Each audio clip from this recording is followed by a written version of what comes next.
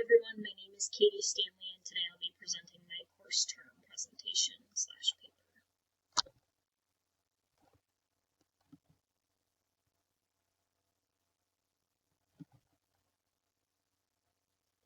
So my topic is going to be the Galapagos Island climate change and the conservation efforts that go along with the climate change. My two examples that I'll talk about today are the Galapagos giant tortoise and the marine iguana. So the Galapagos giant tortoise, they're affected with the higher temperatures triggering migrations, which reduce nesting success. Insects such as fire ants also thrive in the higher temperatures and reduce hatching success. And fire ants reduce the success of the hatching by actually consuming the eggs that the tortoises lay, and they also infest in the eyes and legs of the adult tortoises. The marine iguana, the increased temperatures interfere with the egg development. The coastal erosion can reduce the nesting area availability, and the air temperature increase can interfere with body temperature regulation for the reptiles.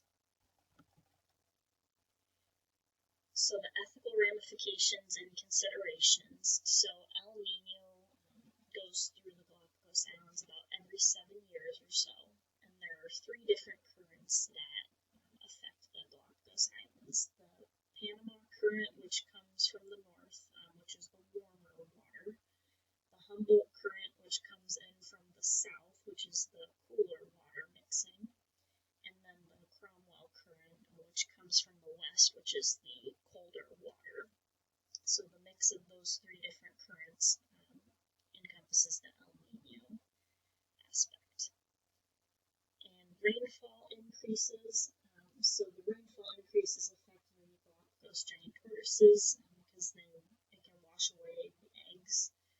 And then they decrease in the growth rate of the algae and seaweed. That affects more of the marine iguanas. And the marine iguanas actually evolutionarily shrink their bones when they have that food loss due to the climate change. So they actually become much, much smaller in size to try to survive. So this is just a map showing the Galapagos Islands, and again showing the 3 different currents with the 3 different arrows.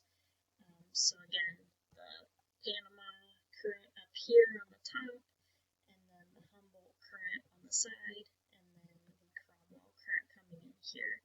And this star is just representing the Santa Cruz Island, which is where the Galapagos giant tortoises and the marine iguanas typically hang out. So as you can see, kind of right in the center of those 3 currents. So existing policies with the Galapagos Islands. So the Galapagos National Park has their standard set of rules for anyone visiting the islands.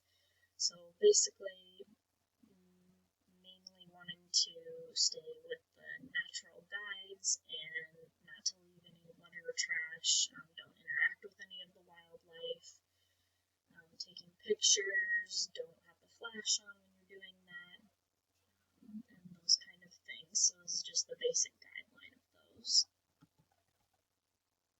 So again, adding on to the policies and the effectiveness of those policies.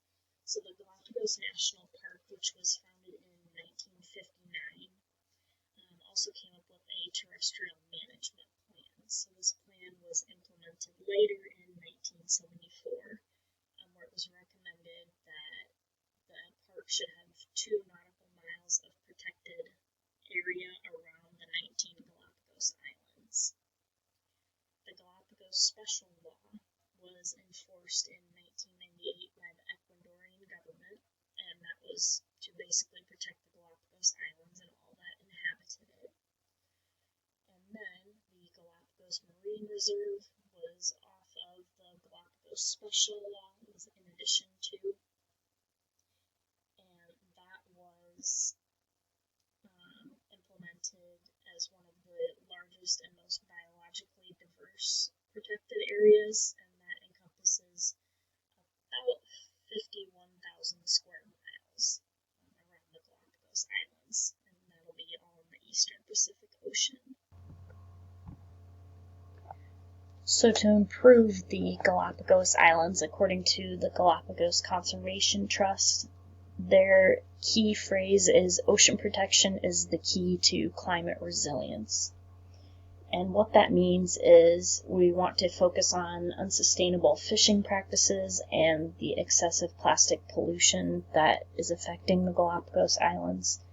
Ideally, reducing both of these will improve climate change in the Galapagos Islands regions. They also say that it will help if we would extend the main protection areas of the marine wildlife. So again, increasing the square miles of the protected areas.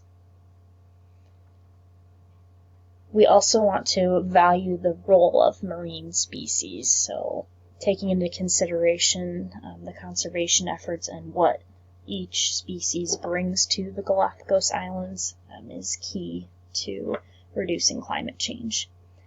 And lastly, we want to eliminate unregulated fishing. So again, with the fishing practices, we're trying to make that a responsible practice, which leads me to the next slide.